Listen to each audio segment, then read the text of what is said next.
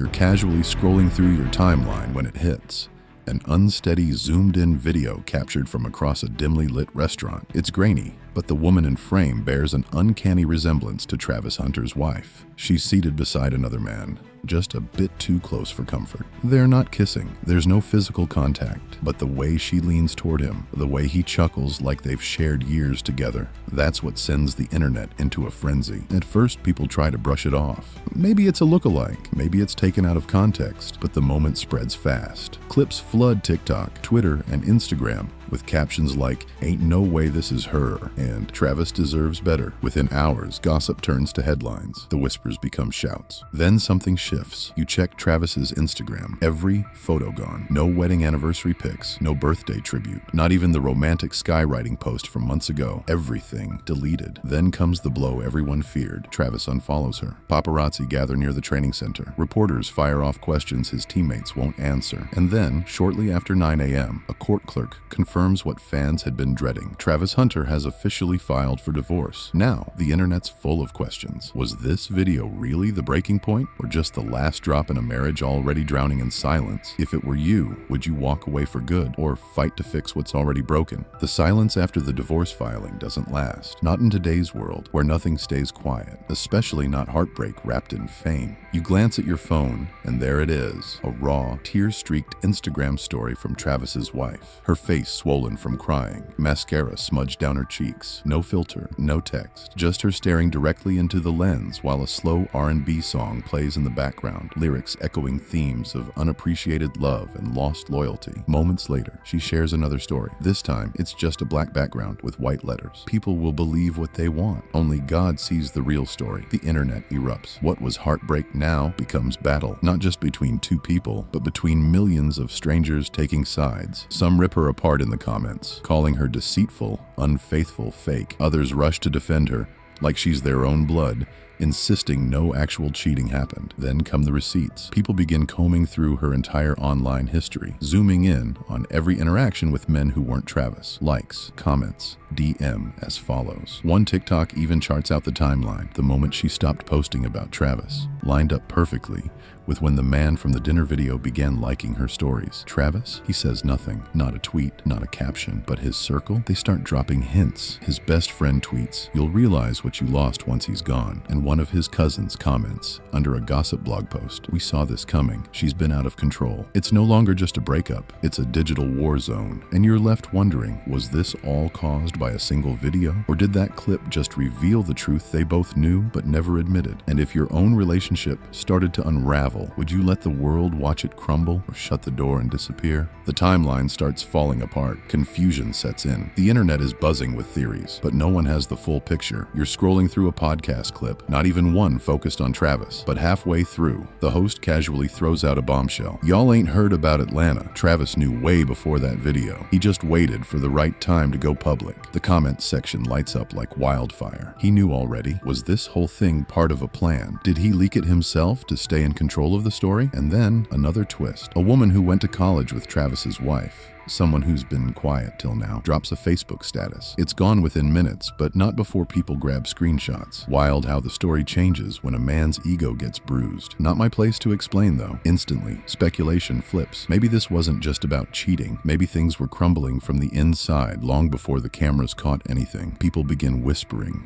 about emotional neglect, the stress of fame, growing apart, and even manipulation. Maybe it wasn't as black and white as it seemed, but while social media tries to piece it together, Travis keeps moving. He shows up to practice like nothing happened, locked in, focused, executing every play. Coaches call it next-level discipline. Reporters throw questions at him, but he keeps walking, expression stone cold. Then comes a new leak, the same dinner footage, but this time an extended cut. It's grainy, but you can clearly see the man reach across the table for her hand, and she lets him, smiling like they've done this before. Now, even those who once defended her go quiet. The internet's tone changes. It's no longer just about if something happened. Now everyone's asking, how long has this been going on? So if you were in Travis's position and you had hard evidence in your hands, would you let the world see it all, or would you keep quiet and let fate deal with the damage? You pick up your phone, expecting another day of silence, but instead, there it is. A calculated strike from Travis. Not a press conference, not a tweet, just a simple screenshot of the Notes app, posted quietly to his Instagram story. white background, elegant black text, minimal director, no fluff, just this. I didn't lose a wife. I lost someone who stopped choosing me a long time ago. He doesn't mention her name, doesn't point fingers, but the message hits like a gut punch, and the internet feels it. Blogs go into overdrive. News headlines label it a mic drop. Fans flood comment sections calling it the most powerful statement of the year. Some call him mature, others call it cold. Either way, everyone's reading between the lines, and they all agree. This was never just about one dinner. Then things escalate. A popular lifestyle influencer shares a screen recording, Travis's Venmo activity. Recent transactions labeled therapy refund. Moving fee. It's subtle but brutal. Feels less like healing, more like a message. One thing's clear, Travis is done. No hesitation, no second thoughts. Meanwhile, she's unraveling. She goes live on Instagram, hoodie on, crying, voice shaking. She pleads her case. I never cheated. You don't know my side. He wanted to leave before this anyway, but the public isn't buying it. Her words feel rehearsed. Her tears feel weaponized. And the comments? Ruthless. Then another twist. An old podcast clip starts going viral again. It's her, mid-laugh, saying, I love hard until I get bored. That one sentence? It shifts the energy completely. Suddenly, people stop asking if she was unfaithful and start wondering if she was ever in it for real. But there's a bigger question hanging in the air, one no one's quite asking yet. If this wasn't infidelity, why does the whole situation feel like damage control for something deeper? And what exactly did Travis already know before the video ever leaked? Just when you thought it couldn't get any messier. After all the cryptic posts, the tearful live streams, and the silence that said too much, something new drops. And this time, it's official. Not a viral tweet, not a shady quote post. It's a leaked court document, a full 16-page PDF, quietly uploaded to the internet in the dead of night. By sunrise, it's everywhere. And yes, it's legit. Filed under Travis's name in Fulton County. Most of it reads like legal filler, but then you hit the real lines, the ones that change everything. Irreconcilable differences stemming from public humiliation, emotional deception, and damage to reputation. Translation, this isn't just about a broken heart, it's about a broken image. She didn't just hurt him emotionally, he's saying she cost him his brand. But it gets even deeper. Tucked near the end of the filing is the kicker. Travis is demanding full control over their shared branding agreements. Every collab, every promo deal, every joint appearance,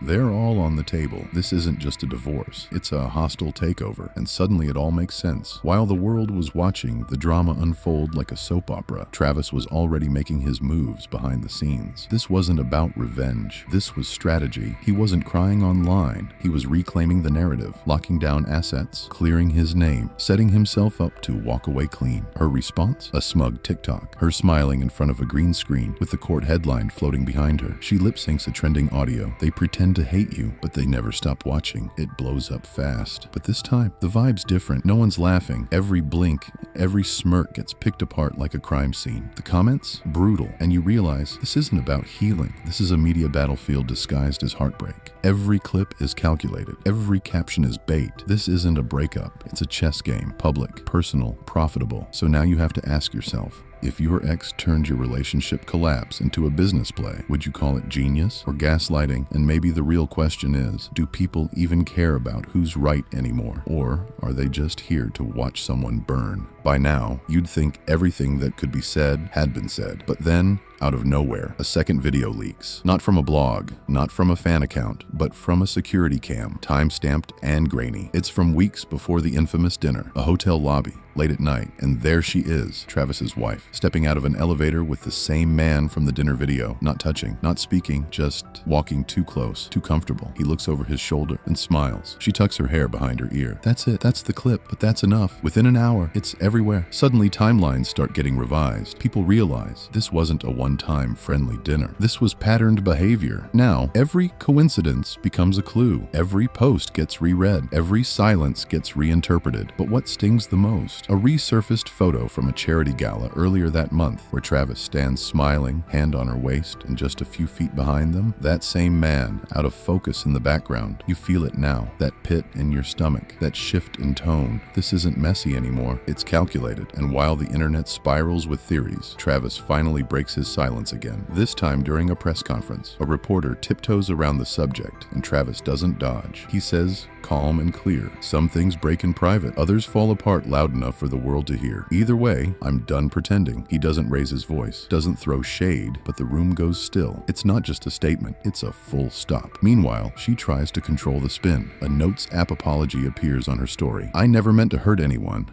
I was lost. I felt unseen, but it's too late. Screenshots, videos, receipts. They've already taken on a life of their own, and forgiveness, it's nowhere in sight. So now ask yourself, when the truth doesn't come clean all at once, but in pieces, leaked and blurred, who do you believe? The one who speaks first, the one who speaks loudest, or the one who doesn't need to say anything at all? Weeks pass, but the story refuses to fade. You open your feed, and there it is again, another twist. Not a video this time, not a post, just a single line dropped in a podcast, subtle, almost like an afterthought. Funny how folks only tell half the truth when the cameras are on. No names, no context, but everyone knows who it's about. The internet pounces. By now, the relationship has gone from trending topic to full-blown cautionary tale. People debate it like it's a courtroom drama. Twitter threads go viral dissecting who hurt who more. Reddit theories dive deep into emotional manipulation, trauma bonding, narcissism. But under all that noise, something more real begins to emerge. Silence. She stops posting. He goes offline. No more cryptic tweets, no more sad song lyrics, just quiet. And for the first time, it feels final. The next time you see Travis, it's not on a gossip page. It's on the field. No distractions. Just focus. He scores. He celebrates. But there's a weight behind his smile, like he's been through war. As for her, she reappears weeks later. Different city, shorter hair, soft smile, a post about healing, self-growth, moving on. Comments are mixed. Some wish her well. Others won't let her forget. And then the internet moves on. New drama, new scandal, another name, another downfall. But you still think about it. Not because of the tea, not because of the gossip, but because it felt too real, like watching love die in slow motion, with the world holding its breath. So here's the final question. When all the posts are deleted, when the screenshots stop circulating, when the fans forget and the headlines disappear, what's left of two people who once swore they'd never lose each other? And is anyone ever really ready for the internet to watch their heartbreak unfold in real time?